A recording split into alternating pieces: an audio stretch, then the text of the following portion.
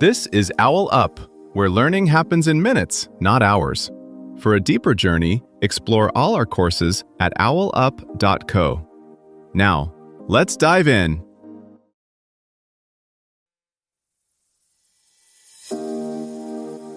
Welcome back to Chapter 2 of Capitalism's Cast, a narrative journey through economic systems. In this episode, titled Globalization Narratives, Capitalism Without Borders, we'll explore how globalization has played a pivotal role in spreading capitalist practices across the globe. So, whether you're a seasoned economist or just curious about the world around you, let's dive in. Right now, more than half of everything the world produces crosses a border. A coffee in London pays a farmer in Brazil, enriches a trader in Singapore, and boosts profits in Seattle. Globalization isn't out there. It's quietly budgeting your morning before you're fully awake. That morning coffee budget is part of a much bigger script. Since 1950, world exports have swollen from a side note in the economy to nearly a third of global output. But here's the twist. Most of that trade doesn't happen in bustling ports or bazaars. It happens inside the private highways of multinational corporations. When an iPhone 14 ships, it's not one product from one country. It's the endpoint of contracts stretching across 43 countries, from camera lenses to rare earths to code. This isn't just about gadgets. Foreign investors now hold tens of trillions of dollars in factories, mines, server farms, and brands outside their home countries. That web can fuel dramatic gains, like China lifting hundreds of millions from extreme poverty through export-led growth. Yet, it also concentrates power in boardrooms far from the places where workers live, vote, and protest, setting the stage for conflict over who really benefits. But the story isn't just written in trade stats and investment flows, it's lived in streets, screens, and paychecks. Factories chase lower wages across borders, while code and customer service leap time zones overnight, reshaping whose jobs feel secure and whose feel disposable. Political parties rebrand around open versus closed economies, while cities compete like artists bidding for a global audience, offering tax breaks, talent, and infrastructure as their portfolio. Meanwhile, data moves fastest of all, turning platforms into quiet gatekeepers of how global capitalism feels from your couch.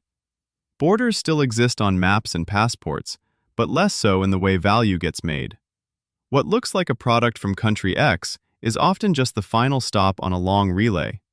A Zara jacket tagged "Made in Bangladesh" may use cotton from West Africa, dyes from Germany, design work from Spain, and retail strategy crafted in a London analytics team. The national label is a convenient fiction pasted onto a deeply international process. This is where the narrative of capitalism without borders gets both persuasive and misleading.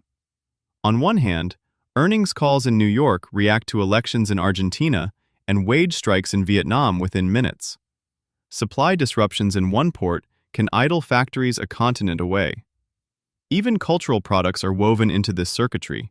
A K-pop group tours Latin America, streaming revenue flows through a US platform, ad buyers in Europe chase that attention, and fans everywhere remix the content on their own channels. On the other hand, borders still matter, just not in the old ways.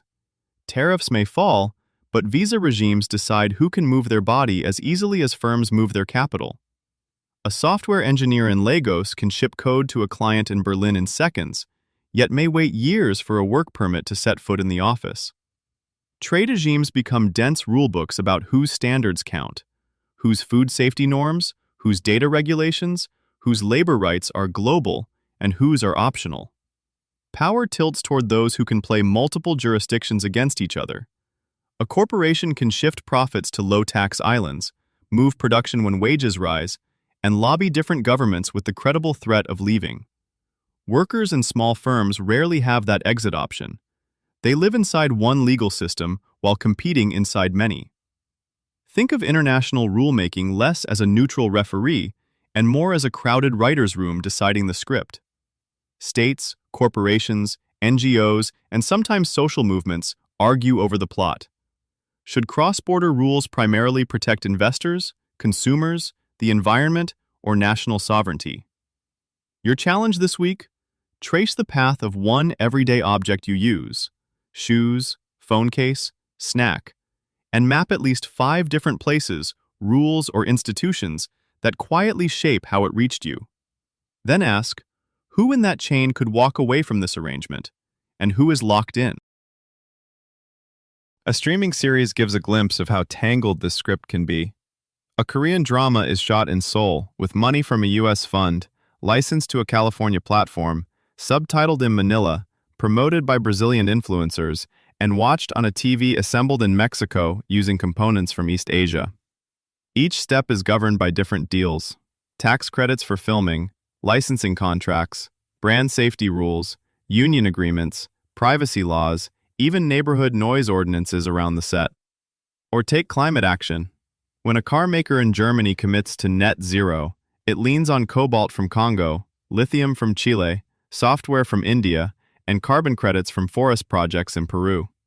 Activists in one country can pressure a brand, but the emissions, jobs, and profits are scattered. Coordination starts to look less like a single world government and more like a constantly renegotiated art festival, where curators, sponsors, and local authorities argue over who gets the prime wall space. Borders may re-thicken in unexpected ways. Carbon tariffs, human rights due diligence laws, and data localization rules can act like new kinds of checkpoints, sorting whose goods and services are clean enough to pass.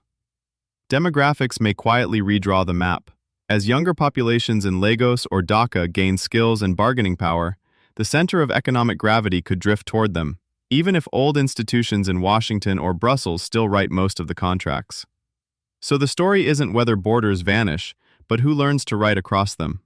From neighborhood co-ops to cross-border unions and climate alliances, new authors are testing lines in the script, sharing tactics, pooling funds, syncing campaigns. Like hikers comparing notes at a trail junction, they can't redraw the map alone, but they can choose different routes through it. Try this experiment. For 1 week, track a single everyday product you use, like your phone, coffee, or t-shirt, as if you were an investigative journalist of globalization. Each day, spend 10 minutes researching one step of its journey: where its raw materials come from, where it's assembled, which corporations control each stage, and what trade agreements or labor conditions make its low price possible. Then, deliberately swap that product once. For example, buy from a local roaster instead of a global coffee brand, or a locally made shirt instead of fast fashion. And notice how it changes not just the price, but your sense of connection to the people and places behind it. At the end of the week, decide whether you want to permanently change that one consumption habit based on what you discovered. This was OwlUp, your daily step forward. This series continues with more chapters on OwlUp.co. Visit OwlUp.co to access the complete course and continue your learning journey. See you there!